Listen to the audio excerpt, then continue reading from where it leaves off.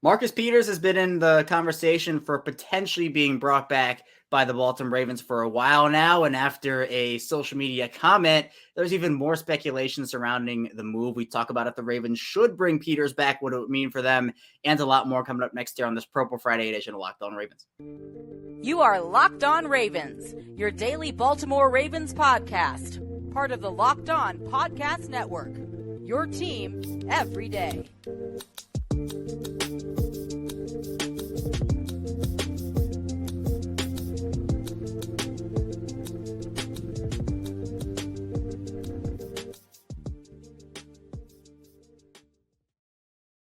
Welcome in to another edition of Locked On Ravens, your daily Baltimore Ravens podcast here. I am your host, Kevin Oestreicher of Ravens Wire. We're here on the Locked On Podcast Network, your team every day. Thanks so much for being here with us today, making us your first listen each and every day here on episode 995 for me. We're 5 away from 1,000, which is it's such a crazy milestone to think about. So next Friday is that milestone for me. But here with me today on this Purple Friday, I have my purple on. My screen's looking kind of yellow, though, and his screen is looking red over there. It's former Baltimore Ravens wide receiver, Super Bowl champion, Qadry Ismail. And Q, we got OTAs week 1 officially in the books. Lamar Jackson's present. We had that conversation. Would he be there? Would he not be there? He was present on the field at OTAs, and I think that was a sight for many people's sore eyes. And now we can stop the talk of, oh, he's not a leader and he doesn't care about the team. He cares about the team even if he wasn't there. But I think I'm glad to finally have that discourse kind of out of the way.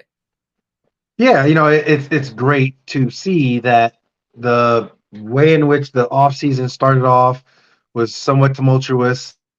The injuries, the game, the way it ended, then going into the Lamar Jackson contract talks, all that, you kind of get the sense that it's behind you. Now that he's in camp and doing his thing, all the, in my mind, noise, the outside noise can kind of quiet, if you will, and the business of football can come to the forefront.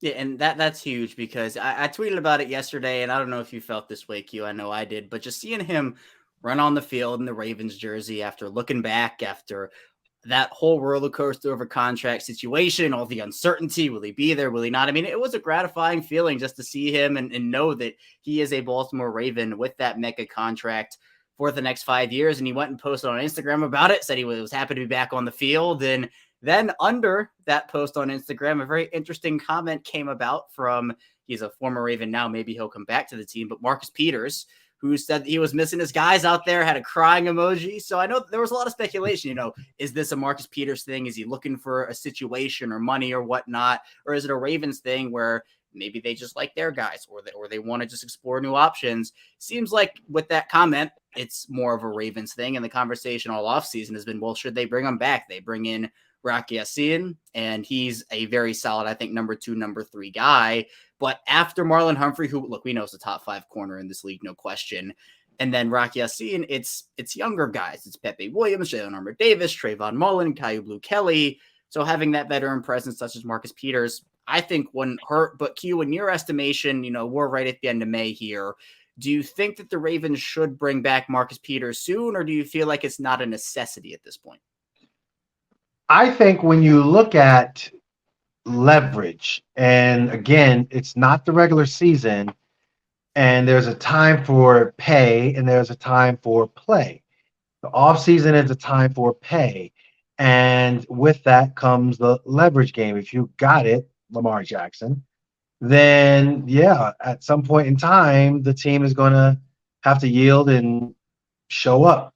If it is a scenario where the team has leverage, Calais Campbell, Marcus Peters, then or even heck, Patrick Queen, where he doesn't get his 5th-year option. You're in a position where you have to be so patient and not be in the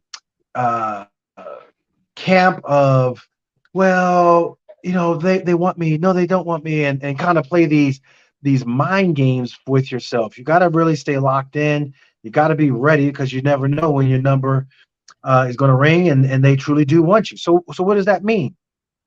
Calais Campbell, he was wanted and other teams were willing to pay. sure enough, for a man of his age, upper 30s, boom, he got a good signing bonus and got some good guaranteed funds. Whereas Marcus Peters, who's coming off of an injury, and at the same time, he didn't quite look the part last year, and he has a volatile sort of personality. Well, it's a scenario where you're going to have to just be patient and hopefully, when the development of young guys, I mean, we've heard that phrase so many times, but it rings true.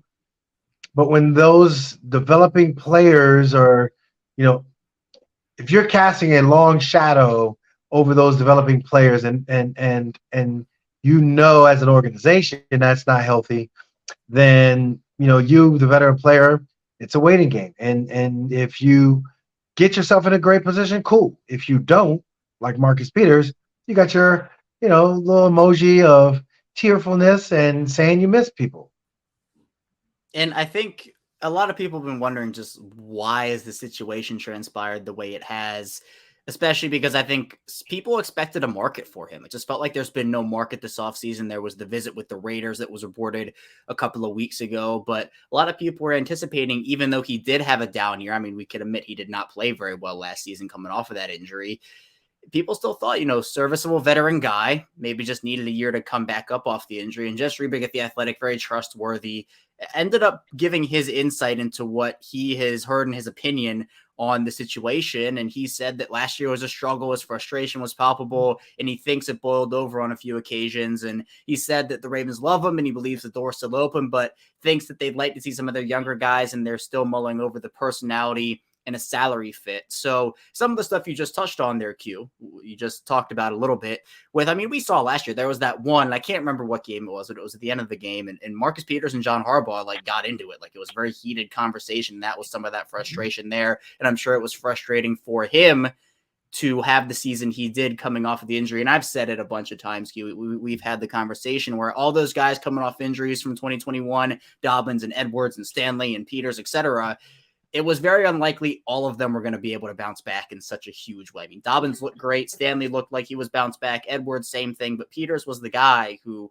didn't look all that good. So do you feel like, Q, this is a situation where maybe it's a midseason thing where the Ravens could say, look, we're going to roll with the young guys at first. They have Rock Yeston and Marlon Humphrey. And if that doesn't work midseason and Marcus Peters still isn't signed, they say, okay, Marcus, we need you. Come on back. Come on back. Do they have the ability do they have the luxury to even do that with how competitive the AFC is going to be this year? I think they do. I think that what is in his favor is the quote that the Ravens rely heavily upon. You can always use more corners. And even though that sounds like, okay, yeah, Ozzy said it, haha, you can always use more corners. Meaning that it just takes one quick injury, and next thing you know, you're looking and trying to get the third or fourth corner, and then you have rotation issues, and then you have special teams issues. You can always use more corners because this is a passing attack league, and you got to have guys that can cover. And especially in Mike McDonald's defense, going up against these pass-heavy offenses, he oftentimes put guys out on an island. And so I think for the corners, they have to be solid and sound in their technique, but the depth for now looks good, but it could change at an instant. And so that's where I think of Marcus Peters, you have to stay ready so you don't have to get ready.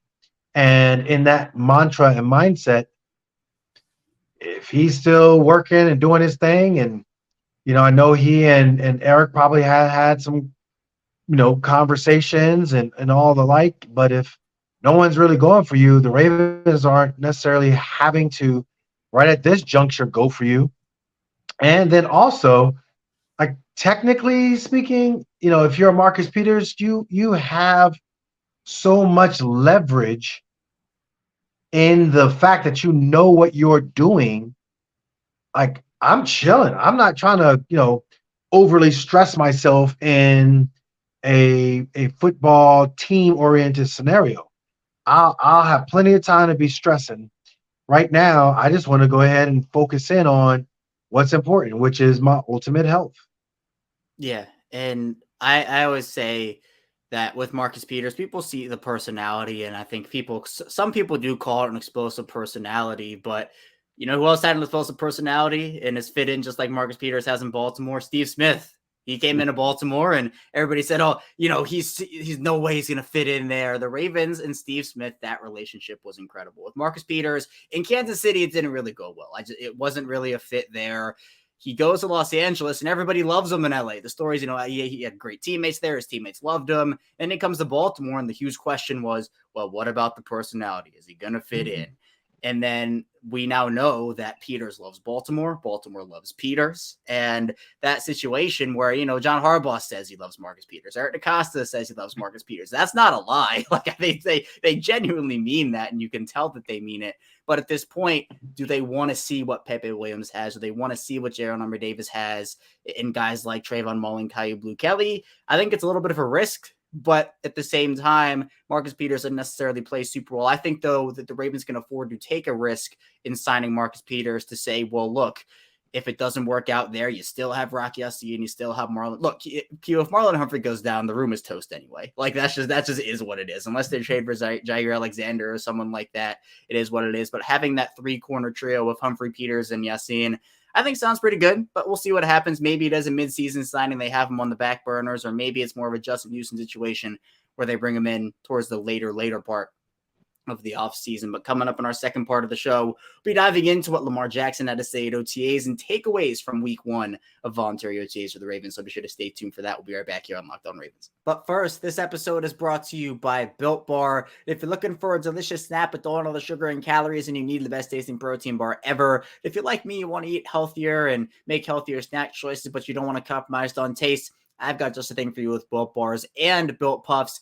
Built Bars are healthy and they taste amazing. What makes them so good is, for starters, they're covered in 100% real dark chocolate. That's right, real chocolate, and they come in unbelievable flavors like churro, peanut butter brownie, and cookies and cream.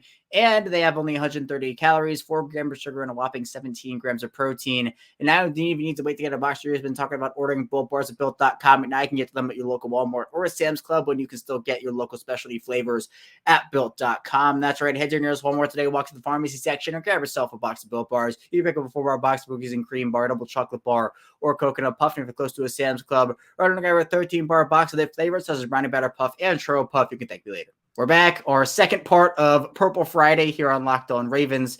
Kevin Alshrecker still here with Qadry Ismail. And Q, week 1 of OTAs are in the books. The Ravens got out onto the field, and Lamar Jackson was there for the second day, the first day available to the media.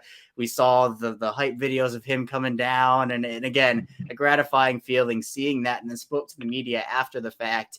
In a very interesting key comment, which I talked about on yesterday's show, made it the forefront of yesterday's show, was the fact that he was asked about, what he liked from the new offense, and said that he feels like, the coaches said, getting handed the keys to the offense. And he was asked, what does that mean, Lamar? What does it mean that they're getting handed the keys here? And he says just the freedoms to, if you see a blitzer off the edge, you can make a certain call, you can adjust here.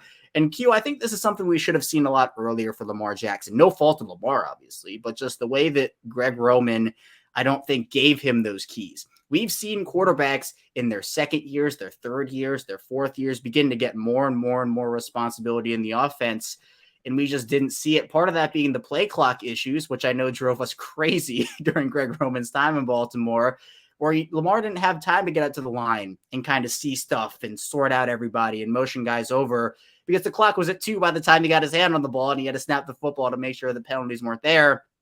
I think this could be a more organized offense, and I think giving the keys to Lamar is honestly the right and smart decision for Baltimore. So I think part of quarterbacking in the league is really about chemistry and the right fit. So what does that mean? That means that, Peyton Manning, he wasn't exactly lighting it up when he first got to Indianapolis, and people were doubting whether or not he was going to be an upper tier quarterback. Look how that worked out. He really struggled when it came to the playoffs. Look how that all worked out. I think when we, as the people from a fan base perspective, also from the media aspect of things, don't recognize just how critical, like, adjustments, in-game adjustments, that then carry over into the week, and it becomes a part of your lexicon and how you coach football. And so I think for Lamar and for Greg Roman, Greg would just so like adapt to the way in which his offensive lineman could make calls, run protection, run protection call, not passing calls, and it led to Lamar, being kind of pigeonholed and yeah, sure we're going to pass, but it just wasn't rhythmic. Rhythmic means that getting into a groove and seeing what the defense is giving you, not just running the ball. And I think that's what Lamar is saying when it comes to the film don't lie. He's going to be looking at the film and recognizing that from a film aspect of things, if we have these concepts in and the defense tries to show its hand, then these concepts are going to work. That's ultimately quarterbacking 101. Having full command of the offense, putting your guys in position, sure, but taking advantage of the defense while under pressure and making those micro adjustments that will reap benefits in the macro. My God, man. I mean, that's everything you want in a coordinator and coordinator / quarterback relationship. And I think it's sounding like so far so good. They're off to a great start.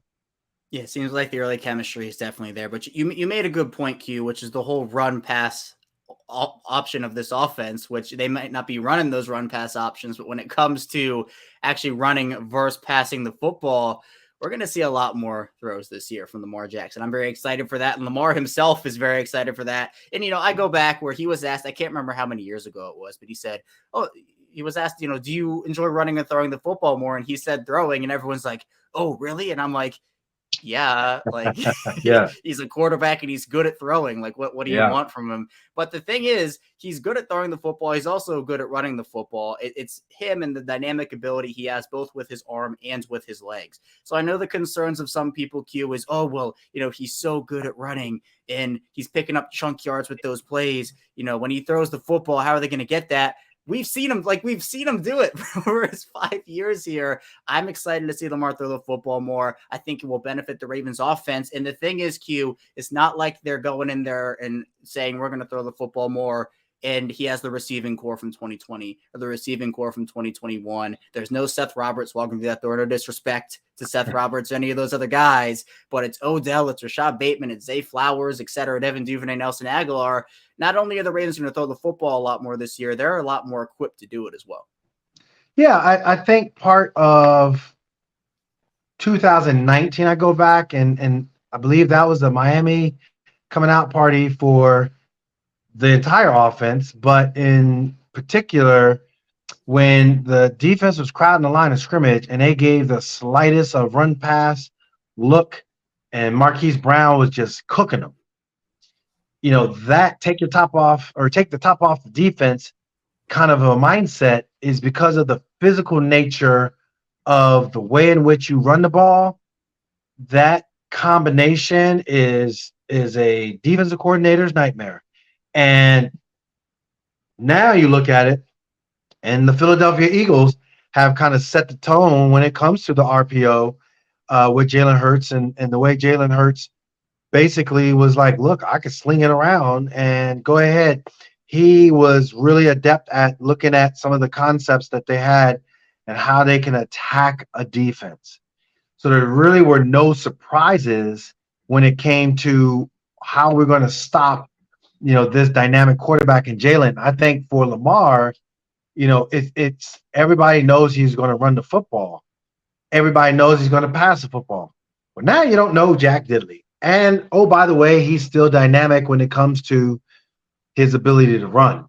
So, it's more of a pick your poison kind of a mantra with him, and how that all is going to unfold is the exciting part. I'm telling you, I don't want to put the cart before the horse. I do want to allow this to play out.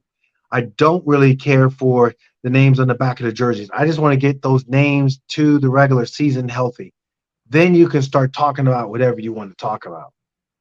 Yeah, and some of the stuff that both John Harbaugh and Lamar Jackson said about Todd Monken and the coaching style, very hands-on, which I think early on when it's long into offense, you have to be.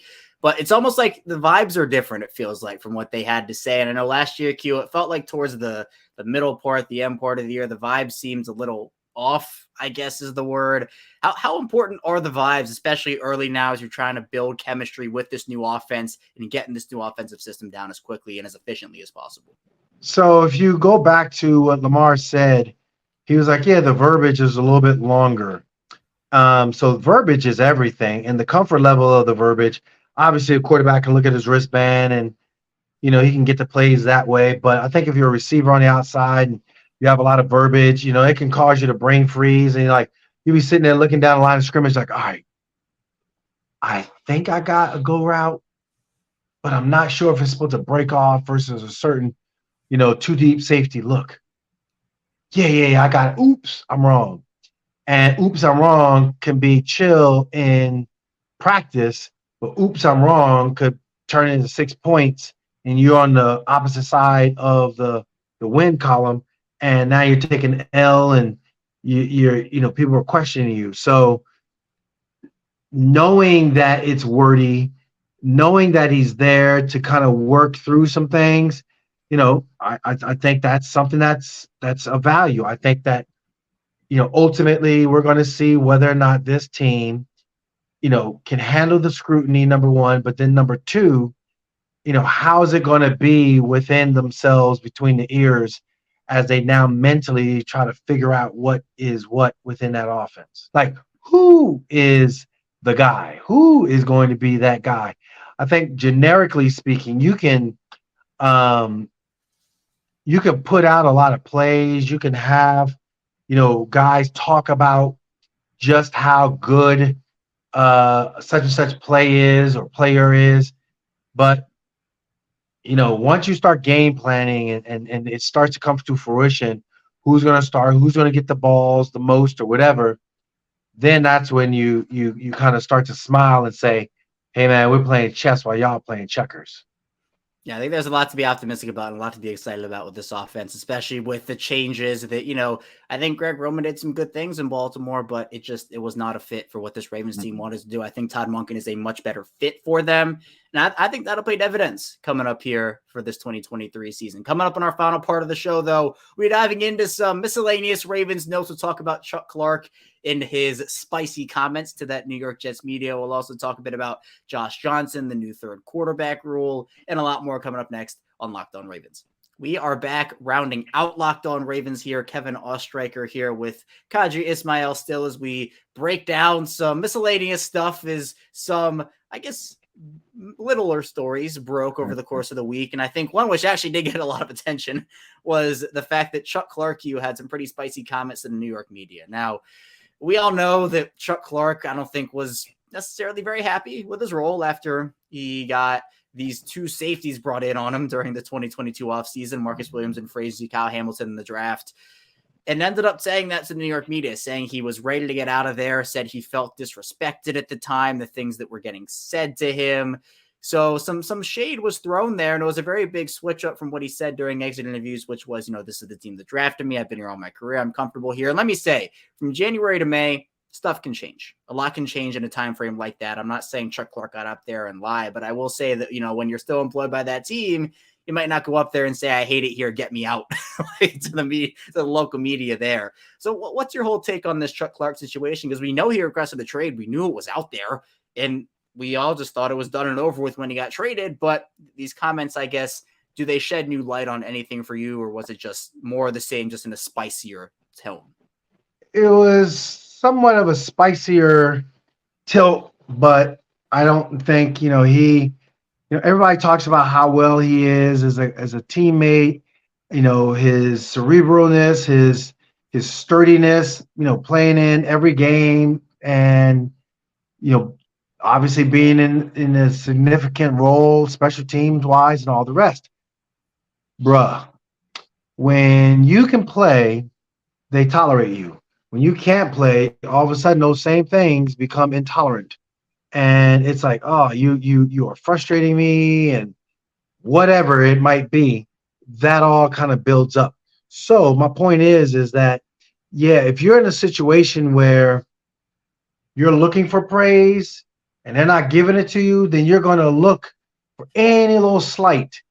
And that one particular slight, could be the first round draft choice. And so you're in the meetings and he's getting a little bit more love than you. And you're like, wait a minute, bro, I'm the one who was making big plays against the Bengals, or I'm the one making key tackles or recovering fumbles against Cleveland and Pittsburgh. And I'm the one being this vocal leader, as well as not what I say, but what I do type of a guy. So it's a tough situation, but again, it's his business, and you gotta be of the mindset of being business and don't take it personal. Right. And for me, the whole thing was for Chuck Clark, I think a really good player for the Ravens. But was he the best safety in the NFL? No, he was not. And so it wasn't like the Ravens said, oh, we have you, Chuck Clark. You're one of the best safeties in the league. We're going to bring in two other safeties in Marcus Williams and Kyle Hamilton. They felt like they could utilize all these guys together. But I think, and Jess Rebeck, I think, said something along the lines of he felt like he was getting a new contract and then two guys were brought in. And then all of a sudden you're thinking, there's no contract and essentially almost no future if you think about it with the team because you have those two young guys in there. So look, I'm not saying Chuck Clark, if that was the case, is wrong to say, oh, well, I was in this mindset, but then something different happened. And so now I feel this type of way. I would have probably felt some type of way too if that happened to me. So at the end of the day, I think, again, he's in New York. That situation is what it is. But another safety cue we can talk about is Tony Jefferson, a former Ravens safety, retired from the NFL, but is not retiring from football as a whole. He's going to be back with the Ravens working in a scouting role. And this is something cool we've seen, right, with Sam Cook and Anthony Levine and these other Ravens or former Ravens players where they're able to get involved with the organization directly after retiring. Something they've done, they're known as an organization that is able to treat their players both in their football careers and outside of it when they're done playing with a lot of respect and give them opportunities. I think it's really cool also because Tony Jefferson clearly loves Baltimore, loves the organization, said that as much right before he was eventually unfortunately cut during the Ravens 2022 roster cut down, but seems like he really loves the organization, and I'm happy for him that he's able to get back here and talk about being a general manager and wanting that to be a goal. And so I'm happy he's back, someone who was a leader both on and off the field for them and a beloved member of the community for sure. Everything you're saying is spot on. Everything, Tony Jefferson, you're absolutely right. Met him a few times. Good dude, humble dude, understands who he is. And you can't ask for a better teammate than that. I know that, sometimes football, it throws you these weird curves, if you will, and it's all how you perceive it for yourself. It's all how you handle it. I think he handled it well. I think he handled it to the best of his ability. It was a little interesting as far as the sour grapes of him, going in front of the media and kind of saying what he said. Maybe there's more to it than what I'm kind of downplaying. I don't know, but I think, his mindset should be one where, I appreciated the organization, loved it, but I'm a Jet right now. Let's talk about the Jets. Yeah, and I think also for the Ravens and what they have as an organization, it's very rare you kind of see those comments made about them. Like, obviously, there are some former players that, aren't in love with the organization. I know Bernard Pollard is kind of the poster child for that whole situation and what has happened over Twitter over the past couple of however many years you want to say that. But, for Chuck Clark and Tony Jefferson, I mean, those are two guys who I think provided a lot to the organization as players for them. And however they handle it, that is not going to get taken away from them. Chuck Clark played really well for them. Tony Jefferson also played well. I know he had it wasn't a great start for him. I never really thought that in his first tenure with the Ravens, the fit on the field was the best. I feel like he was a certain type of player the Ravens envisioned a role for him, and it just didn't work. But Clark was someone, and both these guys, both Tony Jefferson and Chuck Clark, kind of worked their way up, got rewarded. And, for now, Chuck Clark is a Jet. For now, Tony Jefferson is retired. And that's just the reality of the situation right now. One quick note on all of that. It's interesting because, you do want to do plan B. And I think, for Tony Jefferson, it's, hey, I've built up these relationships and I can have plan B. So that's kudos to the Ravens for cultivating a diverse work environment. But then, you look at with Chuck Clark and the sour grapes. It's not a good look for Chuck Clark in particular. I'm sure people will think otherwise, but yeah, I personally don't think it's cool, that you kind of bad mouth, if you will, because yeah, you know who you are, and you don't have to, go down that sloppy road. It's unfortunate, but at the same time, yeah, I'm happy for him. I'm happy for Tony Jefferson as well. Yeah, and I'm open for, I guess, getting in like new information on that Chuck Clark situation, because I'm very curious, like, what was the disrespect? I don't know if we're ever going to hear it, but was this a situation of like, did he feel disrespected because they brought in Marcus Williams and Kyle Hamilton into him that said, well, we don't believe in your ability to be a consistent player for us, and we're going to give you a new role? Or was it literally like someone in the organization said something disrespectful to his face, and that's a whole different conversation? So I think there are multiple types of disrespect in how either you or I would interpret it, how Chuck Clark would interpret it. So it's such an odd situation to me, but I don't know, maybe something will come out one day about it. Maybe it won't, and we'll just forget about it, and that'll be that, and Chuck Clark is a Jet. But he was speaking of a guy who is on a different team. Well, actually his third time around on a different team. Josh Johnson coming in, playing with the Ravens for a third stint. He's been on an NFL record 14 teams. And it's a low risk move. Look, bringing in Josh Johnson means the Ravens are winning a Super Bowl. No, doesn't mean they're not. No, it's just a low risk type of move. But with the new third quarterback rule, that's something that I know John Harbaugh talked about during practice, said that, he was all for it. The organization obviously had their hands in it. But with Josh Johnson, and maybe he said Josh Johnson going to compete for that number 2 spot. I think that ultimately will be Tyler Huntley, but he's kind of just saying it. I think the third spot, though, between maybe a Josh Johnson and Anthony Brown is the spot to watch, where that's the competition, and then whoever loses that is on the practice squad, which, again, you look at that quarterback room, Lamar Jackson's a star. Everything goes through him. If he goes down, obviously the ceiling and the floor drops for the Ravens. But then the backup situation, Tyler Huntley, Anthony Brown, Josh Johnson, I'm content with that as the backups for Lamar. Yeah, I think the Brock Purdy rule was a necessity, because it didn't look good to see the way the 49ers were being, and it didn't look organic. I think at the same time, it also forced Brock Purdy to go back into the locker room, come back out, play. Your UCL ligament is jacked. But with that said, from a Ravens perspective, they got a guy that they're very familiar with, went into some games, and again, as long as F- is chilling, drinking his pina colada, I like the move a lot. Give us the extra people that you can utilize on game day. Yep, and I know a lot of my roster projections had 2 quarterbacks for him, so this rule obviously would, with all the technicalities, mean it would be 3 on their 53-man roster. So maybe lose a defensive lineman or a corner or an offensive lineman here or there. But at the end of the day, I think it is worth it, so that you don't have to go through what San Francisco went through, and especially for them in such a high leverage game there against the Eagles in the NFC Championship game. So I think, again, Tyler Huntley, Anthony Brown, Josh Johnson, 3 very capable backups. Obviously, they're not on the level of Lamar Jackson, but if they have to go out there and maybe win you a game or 2, if they had to, they could be options for that. But Q, I appreciate you. Thank you so much for diving into more Ravens stuff with me here today, as always. And next week, again, this is like the lull period of the offseason. Things will slow down, but maybe Justin Houston, maybe Marcus Peters comes into town. Who knows what happens? Yeah, I think a lot of it from a veteran perspective, I wouldn't really want to kind of come in early. You get your body beat down before the season even starts. So, yeah, take your time, do your thing, and when it's time to call me, I'll be ready to go. Yeah, we saw some of those veterans not come in, Odell Beckham or Mark Andrews as well.